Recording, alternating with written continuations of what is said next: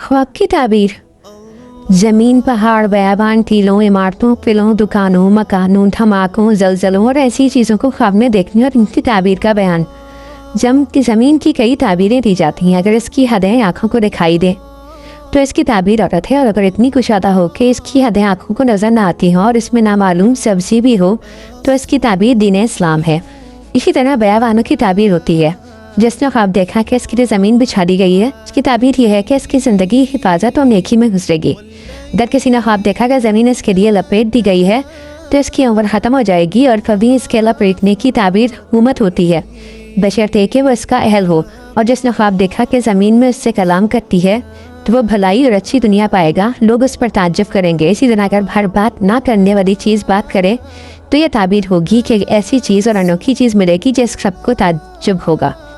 जिसने ख्वाब देखा कि वह बगैर गढ़े के ज़मीन में गायब हो गया है